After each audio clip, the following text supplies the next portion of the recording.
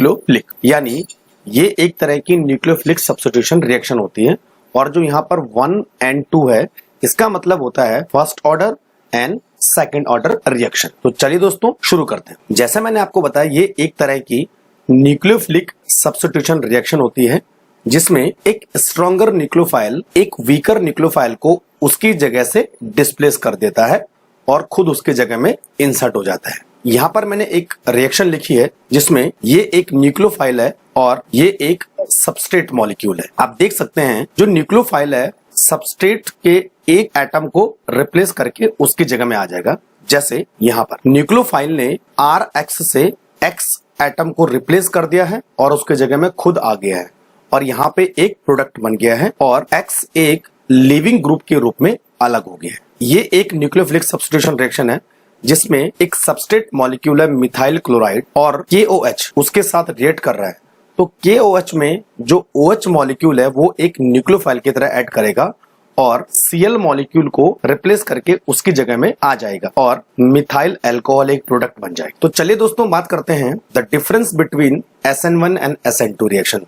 ये काफी इंपॉर्टेंट है, ध्यान से देखें। SN1 रिएक्शन यूनिमोलिकुलर रिएक्शन होती है जबकि SN2 रिएक्शन बाइमोलिकुलर रिएक्शन होती है। SN1 रिएक्शन जैसे मैंने आपको बताया first order kinetic mechanism follow करती है जबकि SN2 reaction second order kinetic mechanism follow करता है। SN1 में जो रेट ऑफ रिएक्शन है वो केवल सबस्ट्रेट की कंसंट्रेशन पे डिपेंड करेगा, न्यूक्लियोफाइल की कंसंट्रेशन पे डिपेंड नहीं करेगा। जबकि SN2 में रेट ऑफ रिएक्शन सबस्ट्रेट और न्यूक्लियोफाइल दोनों की कंसंट्रेशन पे डिपेंड करेगा। इसी तरह SN1 में रिएक्शन 2 स्टेप में कंप्लीट होती है जबकि SN2 में केवल एक स्टेप में रिएक्शन कंप्लीट होती है। इसी तरह SN1 एक कार्बोकैटायन मीडिएटेड रिएक्शन होती है, यानी इस रिएक्शन में एक कार्बोकैटायन का फॉर्मेशन होता है जबकि SN2 reaction transition phase mediated reaction होती है, इसमें एक ट्रांजिशन फेज बनती है। और लास्ट, अगर SN1 रिएक्शन में कोई ऑप्टिकली एक्टिव सबस्ट्रेट इन्वॉल्व होता है तो रेसिमाइजेशन होता है,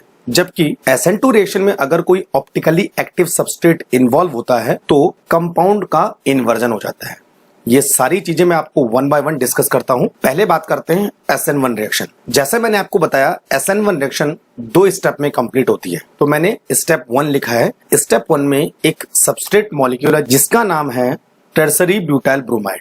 यहाँ पे सबसे पहले इस एल्काइल ग्रुप से ब्रोमाइड आयन अलग हो जाएगा और यहाँ पर एक कार्बोकैटायन जनरेट हो जाएगा। ये दोस्तों ये कार्बोकैटायन है। ये वाला जो स्टेप है ये एक स्लो स्टेप होता है। इसी स्टेप को हम जो है रेट लिमिटिंग स्टेप भी बोलेंगे, यानी ये स्टेप रिएक्शन के रेट को डिसाइड करेगा। दूसरे स्टेप में जो कार्बोकैटायन बना है उस पे न्यूक्लियोफाइल का अटैक होगा और एक प्रोडक्ट बन जाएगा जिसका नाम होगा टर्सरी ब्यूटाइल अल्कोहल। तो इस तरह देखिए दोस्तों, जो SN1 रिएक्शन है वो 2 स्टेप में कंप्लीट हो रही है, कार्बोकैटायन मीडिएटेड रिएक्शन है और जो रिएक्शन का रेट है वो केवल सबस्ट्रेट पे डिपेंड करेगा, न्यूक्लियोफाइल पे डिपेंड नहीं करेगा। इसीलिए हम इसको यूनिमोलिकुलर रिएक्शन भी बोलते हैं। इसी तरह SN2 रिएक्शन, ये मैंने यहाँ पर एक रिएक्शन लिखी है। जैसा मैंने आपको बताया SN2 रिएक्शन केवल एक स्टेप में कंप्लीट होने वाली रिएक्शन है, तो वो स्टेप मैंने आपके सामने लिख दिया है। इसमें देखिए ये एक सबस्ट्रेट मॉलिक्यूल है जिसका नाम है मिथाइल क्लोराइड और यहाँ पर एक न्यूक्लियोफाइल है OH-। एक चीज यहाँ पर इंपॉर्टेंट है, जो न्यूक्लियोफाइल होगा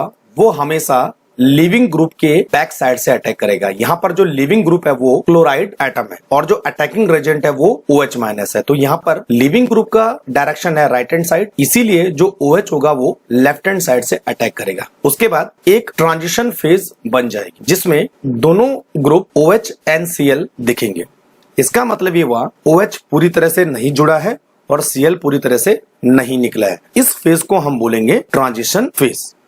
आप देखिए दोस्तों, उसके तुरंत बाद Cl मॉलिक्यूल से अलग हो जाता है और OH पूरी तरह से मॉलिक्यूल पे इंसर्ट हो जाता है और एक प्रोडक्ट में कन्वर्ट हो जाता है जिसका नाम होगा मेथेनॉल। तो देखा दोस्तों आपने, इसमें रिएक्शन केवल एक स्टेप में कंप्लीट हो रही है जिसमें दोनों सबस्ट्रेट और न्यूक्लियोफाइल एक साथ रिएक्ट करते हैं, यानी जो रेट ऑफ रिएक्शन है वो न्यूक्लियोफाइल और सबस्ट्रेट की कंसंट्रेशन पे डिपेंड करेगा। और यहाँ पर मैंने आपको बताया जो SN2 रिएक्शन है वो ट्रांजिशन फेज मीडिएटेड रिएक्शन है, जैसे आप देख सकते हैं। और मैंने बताया ये second order kinetic mechanism follow करती है, यानी जो रेट ऑफ रिएक्शन होगा वो सबस्ट्रेट और न्यूक्लियोफाइल पे डिपेंड करेगा। अब लास्ट पॉइंट डिस्कस करते हैं। अगर कोई ऑप्टिकली एक्टिव सबस्ट्रेट इन्वॉल्व होता है तो SN1 रिएक्शन में रैसिमाइजेशन होता है। सबसे पहले मैं आपको बताता हूं कि रैसिमाइजेशन होता क्या है। रैसिमाइजेशन एक रैसिमिक मिक्सचर बनने की प्रोसेस है। रैसिमिक मिक्सचर का मतलब होता है अगर मैं डेक्स्ट्रो और लीवो इक्वल कंसंट्रेशन में एक सोल्यूशन में मिक्स कर दूं तो वो सोल्यूशन होगा रैसिमिक मिक्सचर। इसको हम प्लस और माइनस से डिनोट कर सकते हैं। इसका टोटल रोटेशन 0 होता है। यहाँ पर मैंने एक रिएक्शन लिखी है जिसमें ये मेरा एक सबस्ट्रेट मॉलिक्यूल है और ये एक ऑप्टिकली एक्टिव कंपाउंड है जिसका कॉन्फ़िगरेशन है S और इसका नाम है आइडोफिनाइल एथेन। जब ये SN1 रिएक्शन के थ्रू न्यूक्लियोफाइल से रिएक्ट करेगा, सबसे पहले एक कार्बोकैटायन जनरेट होता है, यानी I एटम निकल जाएगा और एक कार्बोकैटायन बन जाएगा। यहाँ पर जो कार्बोकैटायन बनता है उसका नेचर प्लेनर होता है और उसका हाइब्रिडाइजेशन sp2 होता है। अब सेकंड स्टेप में जो न्यूक्लियोफाइल होगा वो इस कार्बोकैटायन पे अटैक करेगा। प्लेनर होने की वजह से जो न्यूक्लियोफाइल होता है वो दोनों डायरेक्शन से इक्वली अटैक कर सकता है, जैसा कि इस स्ट्रक्चर में दिखाया गया है। यानी एक A डायरेक्शन हुआ और दूसरा B डायरेक्शन हुआ। अगर A डायरेक्शन से अटैक करेगा तो A वाला प्रोडक्ट बनेगा और अगर B डायरेक्शन से अटैक करेगा तो B वाला प्रोडक्ट बनेगा। इसमें इंपॉर्टेंट ये है, अगर A साइड से न्यूक्लियोफाइल अटैक करेगा तो R कॉन्फ़िगरेशन बनेगा और अगर B साइड से न्यूक्लियोफाइल अटैक करेगा तो S कॉन्फ़िगरेशन बनेगा। दोनों साइड से अटैक करने की प्रोबेबिलिटी इक्वल होती है, इसीलिए R और S इक्वल अमाउंट में बनेंगे। और जैसा मैंने आपको बताया, किसी भी कंपाउंड में अगर एक R और S इक्वल अमाउंट में होते हैं तो वो सोल्यूशन रैसिमिक होता है। तो यहाँ पर दोनों इक्वल अमाउंट में बनने की वजह से रैसिमाइजेशन होगा। इसी तरह अगर SN2 रिएक्शन में कोई ऑप्टिकली एक्टिव सबस्ट्रेट इन्वॉल्व होता है तो सबस्ट्रेट का इन्वर्जन हो जाता है।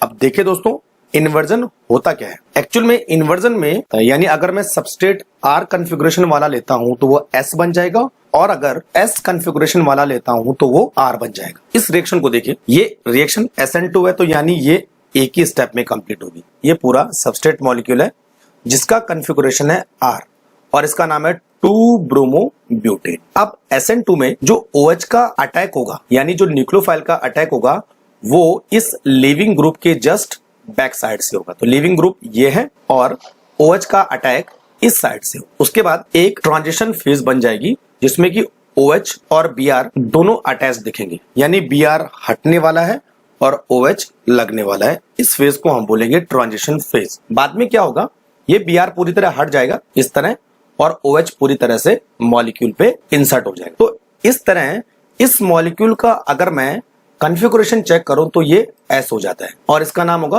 2-ब्यूटेनॉल। अब देखिए दोस्तों, यहां पर इंपॉर्टेंट यह है, हमने सबस्ट्रेट R लिया था और हमारे पास जो नया प्रोडक्ट बना है वो S बना है।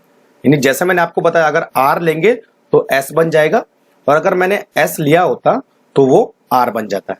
यहां पर सबस्ट्रेट का कॉन्फ़िगरेशन चेंज हो रहा है तो इसी को हम बोलेंगे इन्वर्जन। तो देखा दोस्तों आपने कि SN1 और SN2 रिएक्शन होती क्या है। तो अगर आपको ये वीडियो पसंद आया है तो लाइक और सब्सक्राइब करना मत भूलिएगा।